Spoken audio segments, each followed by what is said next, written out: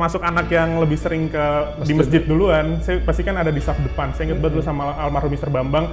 Saya sering disuruh azan. Sering tiba-tiba disuruh gantiin jadi imam. Kalau pagi dulu kan sholat duha kita kan dibuat bareng gitu kan. Nah itu saya dulu disuruh mimpin. Ikrar juga dulu ada di Al-Azhar. Jadi banyak sebenarnya yang berkesan dari Al-Azhar tuh yang sampai sekarang masih ngebekas gitu. Dan saya sempat dapat kalimat sebenarnya ini menurut saya ini paling dari bagus. Almarhum ayah. Iya. Dan yang paling saya suka sebenarnya karena kita tuh apa ya? Untuk hormat sama orang tua, untuk respect sama orang tua, untuk bisa nurut sama orang tua itu bukan karena orang tua tuh selalu benar, tapi karena mereka tahu lebih banyak untuk menjadi orang yang salah.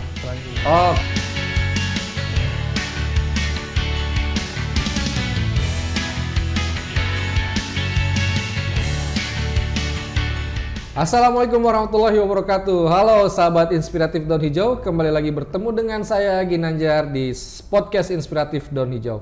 Nah, kita nih hari ini kedatangan seorang tamu yang luar biasa, seorang pebisnis muda ya, pebisnis muda yang bertalenta dan juga memiliki perusahaan sendiri di bidang konstruksi.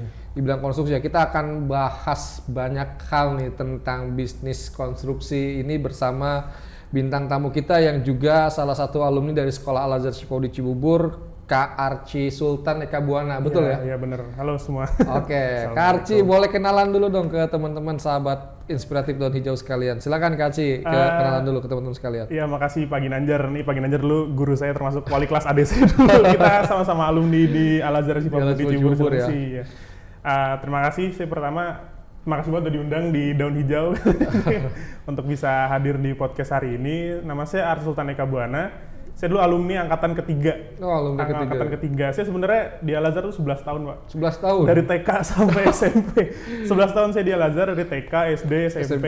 Saya di Al-Azhar, baru SMA saya pindah. Jadi terus, ya saya sekarang ngejalanin bisnis. Sebenarnya nggak create karena saya sebenarnya nerusin meneruskan perusahaan bisnis keluarga di PT Eka Buana sendiri, dan perusahaan kita sendiri juga sebenarnya tahun ini pas 2023 ini udah 20 tahun, Pak. Wow. Dari tahun 2003 awal. Nah, kurang lebih banyak ya sebenarnya kalau untuk perkenalan diri saya sih gitu sih, maksudnya saya alumni di sini gitu. Oh, tadi perkenalan dengan Mas Kak Archi, Kak Archi ya. Kakak Archi ini luar biasa sekali, 11 tahun di Sekolah Al-Azhar Shifau di Cibubur. Nah, Kak Archi bisa diceritain nggak sih dulu waktu sekolah itu gimana kesan-kesan Kak Archi itu? Kalau sekolah sebenarnya terutama di Al-Azhar itu banyak banget apa ya bisa dibilang kenangannya. Apalagi kan saya 11 tahun di sini dari pertama dan yang angkatan pertama saya angkatan ketiga dulu, dan bisa dibilang teman-teman saya karena saya loncat sekolahnya ke situ lagi, teman saya nggak jauh banyak yang berubah sebenarnya, itu lagi yang ketemu gitu kalau untuk teman, tapi banyak juga teman-teman baru yang muncul, guru-gurunya pun juga sampai sekarang masih familiar, masih terus main sampai sekarang. Banyak masih yang kontak-kontakan, masih ketemu sama guru-guru. Saya sering sama Pak Saiful, Pak Ivan, Pak Ahmad Joharudin juga ikut sering main futsal. Terutama Pak Ahmad itu juga kan termasuk anggota di Yayasan Eka Buana juga, karena kita juga punya yayasan. Sampai sekarang ikut join juga. Saya juga masih sering kontak sama Bu Puji, Bu Ibet, terus juga almarhum Misrita waktu almarhum itu. Misrita ya, oke. Iya, dan kalau selama di sekolah, terutama pas di SMP ya, karena ini sekarang latar kita lagi di SMP. Sebenarnya saya termasuk anak yang gimana ya, kurang terlalu vokal untuk bisa ikut di organisasi dari dulu termasuk, dan saya tuh termasuk yang culun dulu, Pak. Culun banget. Kerjanya main bola, dulu ikut ekskul taekwondo, pernah juara juga di sini. Main musik juga ya? Main musik saya juga dulu ngeband, saya megang bass bareng sama teman-teman yang lain. Mungkin di episode lain ada Mas Almas, nah itu saya bareng sama Almas dulu. Bareng sama Mas Almas ya? Sama-sama Almas dulu, terus juga saya ikut basket juga, pertama kali ikut basket dulu pas di Al-Azhar, sampai akhirnya terus lanjut sampai SMA. Banyak sih kegiatan pramuka saya ikut, terus dulu termasuk di Al-Azhar tuh yang ngebuat saya akhirnya bisa untuk public speaking sebenarnya. Jadi sebenarnya sejarahnya gitu, karena saya dulu sering, karena dulu di Al-Azhar kita tuh kalau misalnya Jumat pagi suka ada namanya kultum. Masih ingat kultum ya? Iya, itu sering dipaksa buat dakwah. Iya, tiba-tiba karena dulu juga saya istilahnya termasuk anak yang lebih sering di masjid duluan. Saya pasti kan ada di saf depan. Saya ingat banget dulu sama almarhum Mr. Bambang. Saya sering disuruh azan. Sering tiba-tiba disuruh gantiin jadi imam. Kalau pagi dulu kan sholat duha kita kan dibuat bareng gitu kan. Nah itu saya dulu disuruh mimpin. Ikrar juga dulu ada di Al-Azhar. Jadi banyak sebenarnya yang berkesan dari Al-Azhar tuh yang sampai sekarang masih ngebekas gitu. Dan termasuk Pak Imam Hidayat. Bahasa Inggris? Iya, itu dulu justru yang ngebuat saya akhirnya bisa untuk public speaking. Karena saya ingat dulu ujian praktek, ini benar-benar saya ingat, ujian praktek kelas 9 SMP sebelum lulus, itu kita harus present tentang pakai bahasa Inggris, tentang sesuatu tokoh gitu. Dan saya dulu milih Napoleon Bonaparte, saya ingat saya dulu kalau nggak salah. Prancis ya? Iya, kalau nggak salah. Nah, yang nguji dulu Miss Rita dan Pak Imam. Dan di situ tangan saya dingin, saya nggak bisa ngomong. Padahal bahasa Inggrisnya juga dulu nggak jelek-jelek amat gitu pas SMP, maksudnya udah bisa gitu. Tapi akhirnya saya diajarin Pak Imam saat itu. Dan saya nggak dapat nilai jelek, saya diajarin, itu paling ujian loh Pak, tapi saya diajarin betul dan akhirnya sampai sekarang alhamdulillah menurut saya itu titik di mana saya bisa ngomong di depan orang-orang, sampai akhirnya saya SMA mulai masuk banyak organisasi, kuliah juga ya? Iya, ikut organisasi dari regional, bahkan nggak cuma di sekolah aja, sekota Bekasi, DKI Jakarta, sampai saya juga pas selama kuliah sampai S1, S2 juga full. Saya akhirnya jadi bisa aktif dan bisa ngomong di depan banyak orang sampai sekarang. Dan sekarang juga terbukti ya di podcast ini ngomongnya lancar ya. Ya Arci, jadi teman-teman udah otomatis. Yang misalkan punya anak kecilnya masih culun dan sebagainya, wajar ya itu. Nah itu wajar karena semua proses ya, sebenarnya. Itu proses. Wow. Tadi Kak Arci ini juga sudah selesai S1 dan S2 ya? Iya. Itu bisa diceritain nggak Kak Arci ke teman-teman sekalian buat jadi inspirasi, motivasi, S1-nya tuh di mana tuh? Sebenarnya saya sama seperti teman-teman saya yang udah muncul di episode sebelumnya. Saya mau megang konstruksi sekarang, saya megang perusahaan, istilahnya saya megang manajemen dan bisnisnya. Tapi background saya dulu S1 saya biologi Pak. Oh S1-nya biologi? Saya biologi dulu di Universitas Pajajaran. Di Unpad? Iya, spesialisnya saya di marine biologist dulu, biologi kelautan. Saya dulu juga termasuk yang aktif juga di situ, penelitian saya bisa dibilang alhamdulillah udah banyak, publikasi juga udah banyak.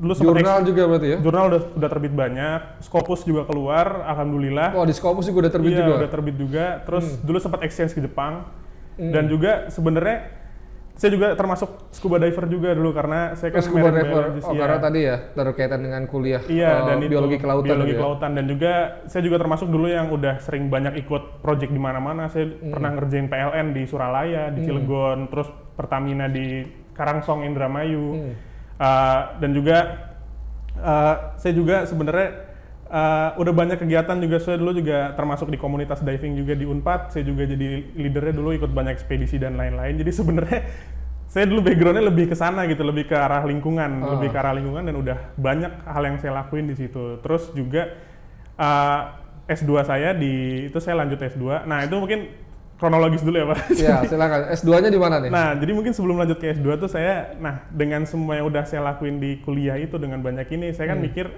namanya juga, saya kan anak pertama dari dua bersaudara, adik saya Sheila angkatan di Al-Azhar juga ya? Di Al-Azhar juga, dulu anak walinya Pak Ginanjar dulu saya wali kelasnya adik saya. Nah adik saya itu dulu yang arsitek, jadi sebenarnya. Jadi ayah saya dulu almarhum inginnya yang melanjutkan awalnya nggak kepikiran untuk anak-anaknya akan melanjutkan ini perusahaan itu. Sampai akhirnya di satu titik, dan dulu saya mikirnya ada saya arsitek nih, biarkan mungkin dia nanti akan melanjutkan gitu kan. Sampai akhirnya di satu titik pas saya lulus, saya pulang ke rumah. Saya kan dulu kuliahnya di Jatinangor, di Sumedang, di Unpad itu. Jadi Unpad itu bukan Bandung ya buat adik-adik mau masuk Unpad. Unpad itu Sumedang. Unpad itu Sumedang ya. Jatinangor.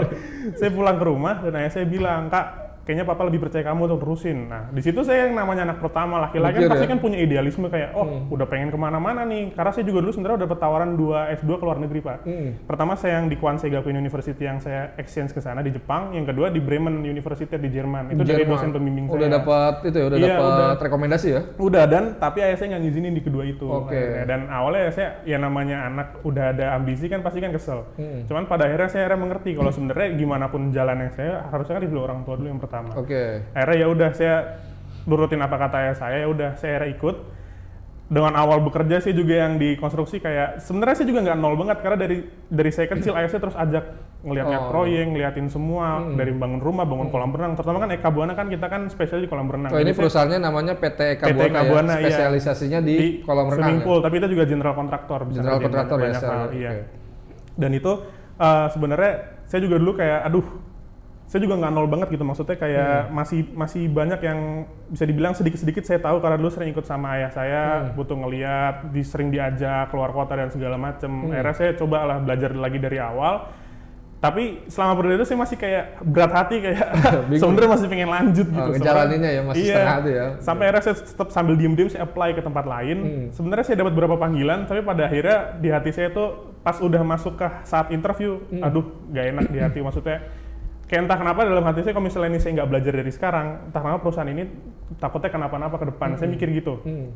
Oh ya udah, akhirnya saya mulai ikhlas lama-lama dan akhirnya saya senang ngelanjutin. Saya belajar dari nol, bener-bener dari awal jadi tukang ketik, dari semua dokumen-dokumen saya yang pegang, dari yang kerjaannya bareng sama sekretaris, habis itu saya pindah, saya di proyek seharian, tukang ngecor saya ikut nontonin, mereka masang keramik apa saya ngeliatin, pokoknya saya semua start dari bawah dulu ngeliatin semua, akhirnya saya paham harus gimana polanya, akhirnya saya senang jadinya. Nah di saat saya senang, terus saya sama SR ngomong, Kak, kalau kamu emang mau ngembangin perusahaan ini nantinya, karena perusahaan Eka Buana sendiri kan kita kan itu kan base perusahaan ininya kan holdingnya. Kita bisa punya cabang kalau kamu buka usaha bisnis atau apapun. Karena sebenarnya basic dari kita bikin suatu company kan sebenarnya kita bisa ngembangin diversifikasi itu betul. kan, Pak. Diversifikasi dari perusahaan holding yang utama ya. Karena kan sebenarnya kan untuk put all the same egg on the same crate itu kan sebenarnya kan buruk gitu maksudnya. Kalau kita cuma naruh semua telur dalam satu kotak yang sama, itu jatuh tumpah, kita collapse gitu. Iya itu. Dan ayah saya tuh udah ngajarin kalau kamu tuh punya kompetensi sendiri, papa di sini mau ngajarin kamu gimana nge-manage semua itu dulu gitu. Dan akhirnya saya baru paham, oh jadi sebenarnya ini ayah saya kenapa ayah saya tuh minta saya di sini tuh itu. Bukannya ayah saya pengen nahan saya, tapi ternyata ayah saya tuh ngasih pelajaran kalau sebenarnya semua tuh start dari awal, dan ayah saya tuh nggak pengen saya tuh coba belajar sama orang lain karena ayah saya merasa papa bisa bimbing kamu gitu ya. Ya udah akhirnya saya dan situ saya mulai tersadar, dan akhirnya ambisi saya dulu, idealisme sebagai anak yang terlalu bisa dibilang pinter banget sih lo gitu.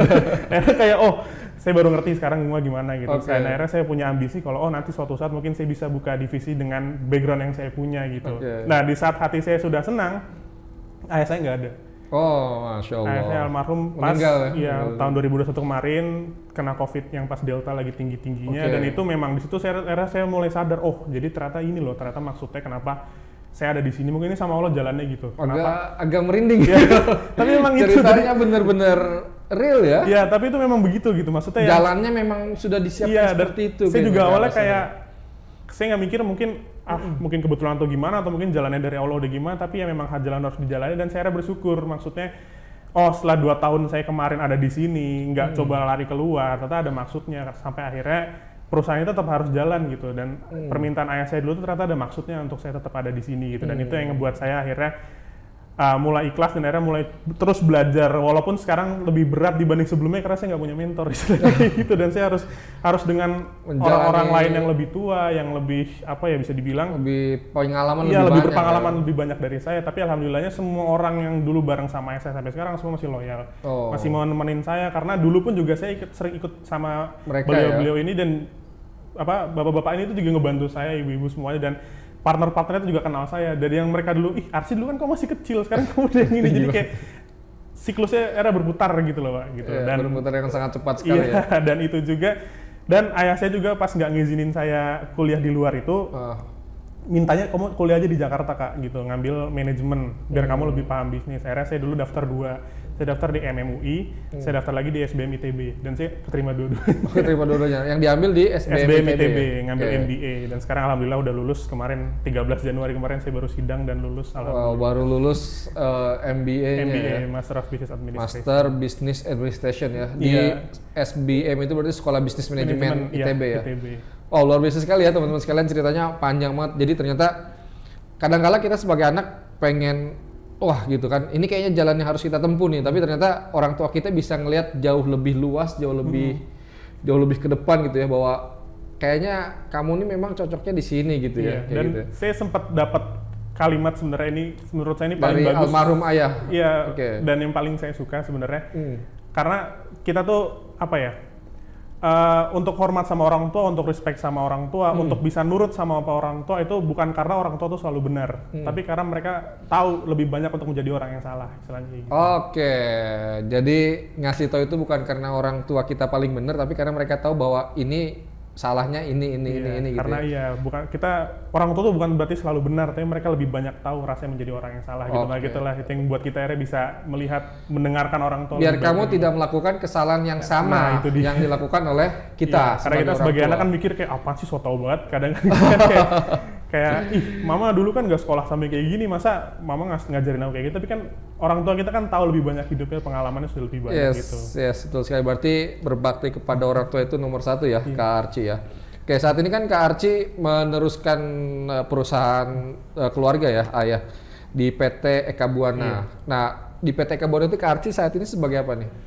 Kalau awalnya saya tuh pertama di Eka Buana, pertama saya di bagian administrasi dulu tadi yang seperti udah saya jelasin, sampai akhirnya saya masuk di bagian marketing. Dulu jadi ayah saya tuh pertama milih saya, kenapa saya ditempatkan di marketing tuh agar bisa ketemu banyak relasi pertama. Ujung tombak sebuah perusahaan tuh marketing. Iya, pasti marketing gitu dia. Jadi bahkan kalau kalian mikir dia cuma kerjanya marketing atau sales, justru itu poinnya. Kenapa sebuah company bisa tumbuh itu karena ada sellingnya ya, marketingnya bagus. Sellingnya kan utama. Nah itu kan kadang orang mikir kerja cuma jadi sales, menjadi marketing. Justru itu sebenarnya ujung tombaknya, bener kata Pak Ginanjar. Nah itu saya dulu pertama megang di marketing setahun, baru setelah pas ayah saya nggak ada. Nah, saya sekarang jadi CEO-nya, harus megang semuanya. Wow, Chief Everything Officer, segala-gala gue gitu. Itu plesetannya ya, CEO, Chief Everything Officer. Semuanya dilakuin gitu kan. Tapi ini ada yang menarik nih Kak Archie nih. Tadi dari cerita yang panjang dari Kak Archie itu, almarhum ayah itu, meskipun Kak Archie ini anak dari seorang owner PT Eka Buana, tapi ayah tuh menempatkannya di posisi paling rendah terlebih dahulu ya. Ketika awal mula diajak join di PT Eka Buana itu ya, biar apa tuh? Biar belajar. Sebenarnya untuk ditaruh di awal tuh karena yang lebih banyak involved di pekerjaan sebenarnya kan justru kan karyawan sebenarnya. Kalau di sebuah perusahaan itu kan lebih banyak yang dia paham gimana persuratan keluar, di lapangan, harga yang keluar gimana pada akhirnya nanti kita deal sama klien seperti apa. Nah akhirnya saya naruh gimana sih dari awal dulu kamu harus tahu kalau segala untuk mengetahui perusahaan tuh harus komprehensif, nggak bisa kamu cuma nyuruh orang istilahnya kayak gitu. Kamu harus tahu dari bawah, tahu benar-benar dari nol. Akhirnya ya udah saya dulu benar-benar saya pernah dikasih kerja. Saya dulu pas 2020 itu kan pandemi dan kita nggak bisa kemana-mana. Kerjaan saya main game aja di rumah saat itu tuh. Dan tiba-tiba saya dikasih kerjaan tuh jam 11:30 malam. Karena memang saat itu tuh kita lagi posisinya nge-supply keramik dari Spanyol. Dan di jam di sana masih ini kan beda istilahnya. Dan saya tuh harus segera ngirim invoice sama ngirim berkas dokumen itu ya di jam tersebut.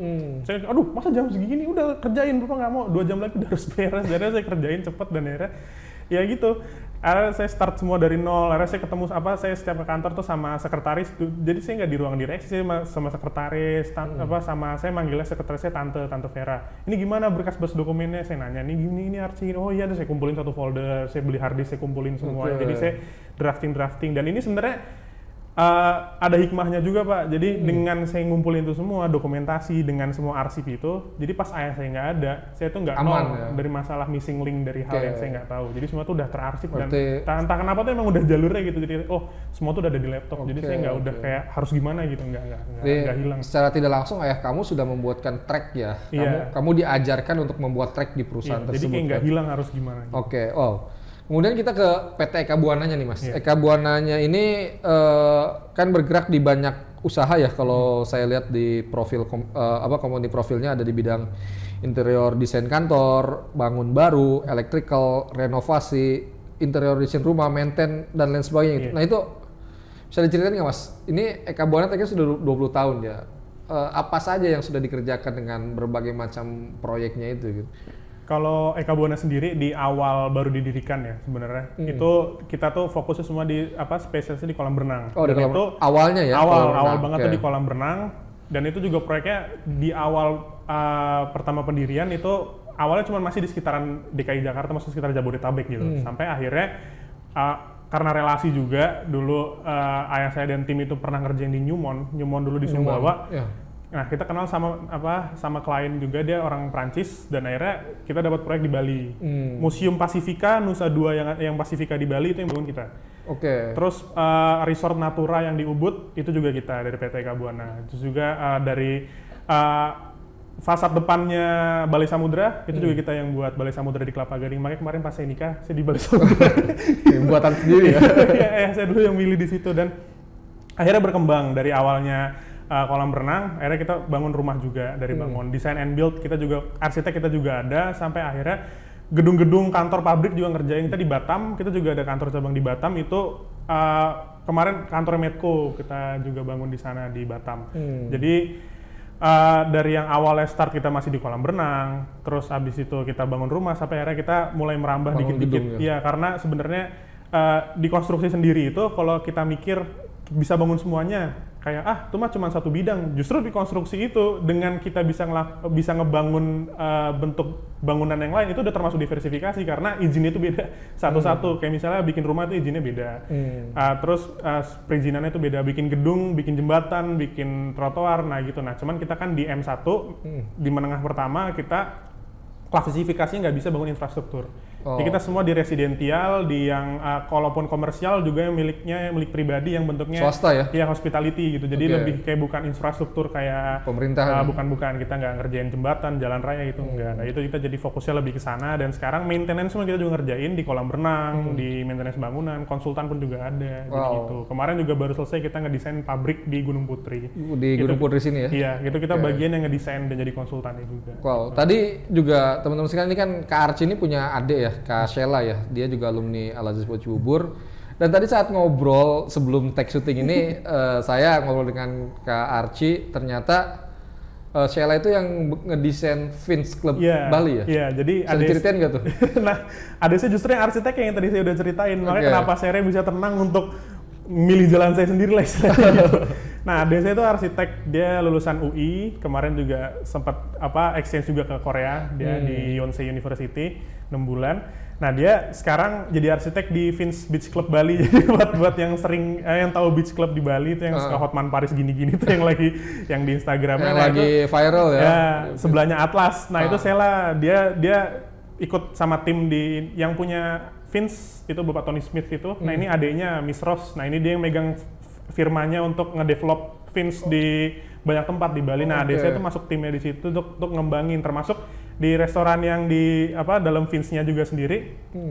Itu Bondi Cafe itu adik saya yang ngedesain. Dan sekarang dia lagi mock-up-nya udah jadi bentar lagi. Dan dia yang tadinya dari bagian procurement interior, sekarang dia udah masuk ke bagian desain full interior. Wow, keren ya, anak-anak muda bertalenta ya. Lulusan Al-Azhar Cibubur. Lulusan Al-Azhar Cibubur Cibubur. Usia berapa Mas? Sekarang saya 24. 24 ya? 25. Wow, luar biasa sekali. Nah, ini kan di usia yang masih muda ya, Kak Archie ini tadi karena meneruskan ayah ya, yang qadarullah meninggal dunia gitu kan. Kemudian menjadi chief of everything ya, ngerjain semuanya, menjadi CEO ya. Segala-gala gue gitu. Owner juga, CEO juga. Nah, tadi kan gimana caranya mengatur perusahaan sebesar itu Mas di usia yang muda, ditambah mungkin teman kerja atau karyawan juga usianya jauh lebih tua dan semuanya. Nah, tadi mungkin ilmu MBA-nya itu kepake ya, manajemen bisnisnya. Bisa diceritain nggak Mas untuk inspirasi bagi teman-teman sekalian? Gimana ngatur PT Eka Buana ini Mas? Sebenarnya untuk ngehandle perusahaan awalnya sebenarnya berat. Pertama karena saya nggak enakan, terutama karena paling muda. Apalagi sama yang udah lebih lama kerja ya. Mau gimana harus nyuruh-nyuruh orang yang lebih itu kan nggak enak gitu kan. Nah, tapi alhamdulillahnya karena kita ini family business, jadi semuanya pun juga family. Maksudnya walau bukan cuman inti keluarga aja gitu. Maksudnya Eka Buana kan nama keluarga kita. Tapi bukan hanya inti keluarga aja yang ada, tapi juga dari seluruh karyawan yang ada. Termasuk dari kita juga dari PT Eka Buana nggak cuma punya perusahaan, itu juga punya yayasan. Yayasan charity juga, Yayasan Eka Buana. Oh, CSR-nya ya? Iya. Dan itu semua sifatnya kekeluargaan. Jadi nggak merasa kalau saya bos, saya atasan, kamu karyawan gitu, nggak kayak gitu. Jadi ya udah tim. Saya pun kalau misalnya minta tolong ke tim saya juga nggak seperti minta tolong ke karyawan ya, kayak kadang saya juga belajar sama mereka karena saya kan juga lebih nol. Karena tadi ya waktu kecil belajar sama mereka ya Mas ya. Jadi saya lebih nol dan sekarang pun saya tetap belajar lagi, tetap nanya harus gimana. Nah, cara ngehandle-nya tuh kalau dari kita manajemennya adalah ya kita sempat viral nih yang katanya kita ini keluarga yang lagi viral nih Pak, masalah keluar perusahaan kayak gitu. Oh, si ini John Elby.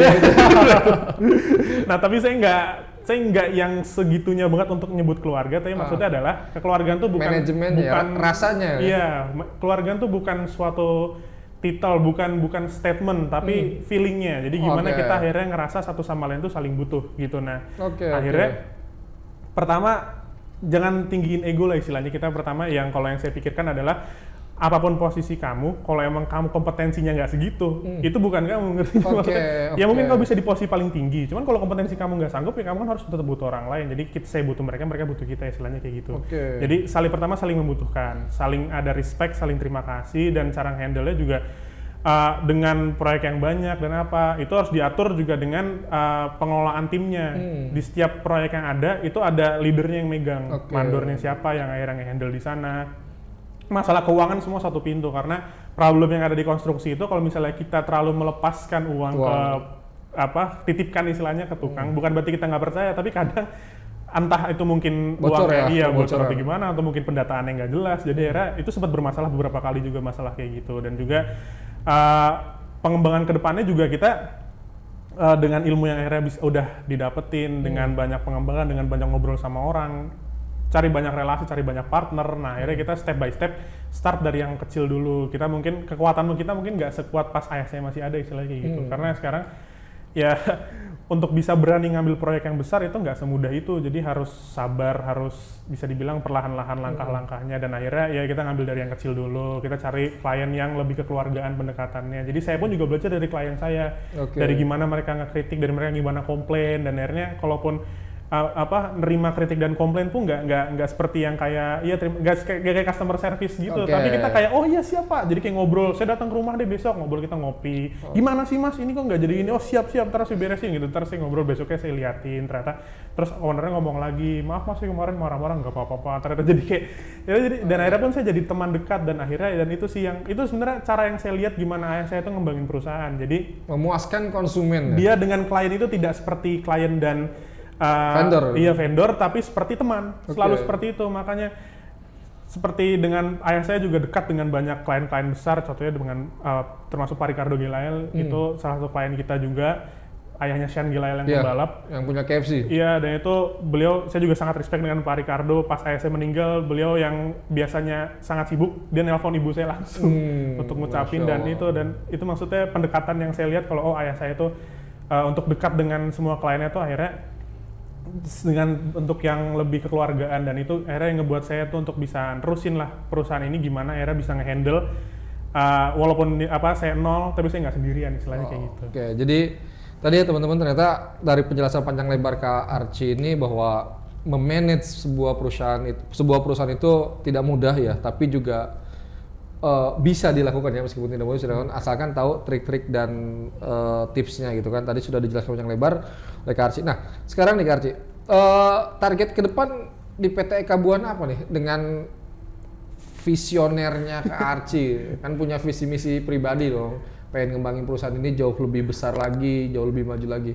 Target ke depan apa nih rencana pengembangan di PT Eka Buana? Kalau target terdekat untuk ngedevelop PT Eka Buana, pertama saya mau masalah digitalisasi. Oke, digitalisasi. Setahun ini kita udah mulai masuk ke big data untuk mulai dapat banyak data-data proyek, terus juga untuk mulai analisis promosi, data, ya? Marketingnya juga kita udah mulai masuk ke digital marketing, website kita udah establish, Instagram juga udah mulai didirikan, dulu sebelumnya nggak ada. Karena dulu itu sistem marketing kita masih pakai Yellow Page. Oke, Yellow Page. Mungkin Pak Ginanjar tahu tuh Yellow Page, buku gede isinya nomor telepon semua gitu. Tuh dulu masih nyebar brosur gitu dan segala macam. Kalau sekarang kita udah full era digital ya. Iya, udah masuk di Archify, udah di Instagram, website kita juga udah mulai kita kembangin, dan kayak saya juga mulai, karena yang saya lihat adalah kalau saya ngeliat dari perusahaan konstruksi lain, ternyata saya nggak sendirian. Banyak juga yang bisa dibilang anaknya udah mulai nerusin gitu sebenarnya. Generasi kedua ya? Generasi kedua. Dan berarti kalau yang saya lihat sekarang, berarti rata-rata klien pun juga pasti udah mulai masuk ke ranah milenial. Ya?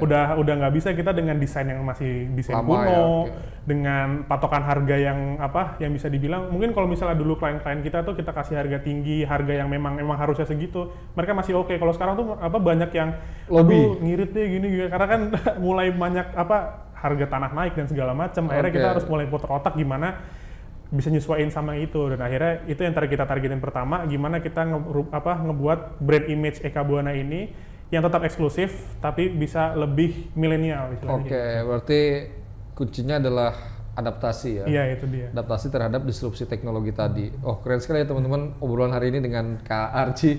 Luar biasa sekali, yang nggak nyangka loh, dulu tadi Kak Archie cerita kecilnya tuh pendiam segala macam, tapi sekarang wow, public speakingnya keren, penjelasannya juga keren gitu. Nah, ini kalau misalkan di antara penonton ada yang ingin menggunakan jasa konstruksi ya PT Eka Buana, misalkan sekedar mau bangun rumah, mau bangun kolam, atau misalkan interior design, itu hubunginya kemana tuh Kak Archie tuh? Bisa search di Google aja, di PT Eka Buana, nanti PT Eka keluar Buana, semua, atau buka di www.ekabuana.com, itu website kita juga, atau buka di Instagram di @pt.ekabuana. Oke, dan juga nanti kita akan cantumkan link WhatsApp di customer service ya. Nomor customer service di PT Eka Buana. Nah, Kak Arci, ini menarik sekali obrolannya, mudah-mudahan sukses terus untuk PT Eka Buana. Terakhir nih Kak Arci, ada nggak pesan-pesan yang ingin disampaikan oleh Kak Arci untuk para penonton Daun Hijau sekalian di luar, terutama para pelajar di Al-Azhar Sekolah di Cibubur ini gitu, yang sedang menonton podcast ini? Kalau pesan ya, mungkin kalau yang bisa saya sampaikan, selama yang saya udah jalanin aja mungkin di hidup, karena mungkin saya pengalaman nggak sebanyak orang-orang lain di luar sana. Cuman saya selalu ngambil pesan kepada siapapun adik-adik saya. Saya juga selalu bilang ini ke adik-adik saya di kuliah, di semua tempat. Kalau dimanapun kalian berada, kalau kalian ngerasa ini bukan tempat kalian atau apa, jangan pernah nyanyain waktu di mana tempat kalian ada. Misalnya gini, kalian ngerasa kalian masuk kuliah, ini bukan jurusan saya harus pindah.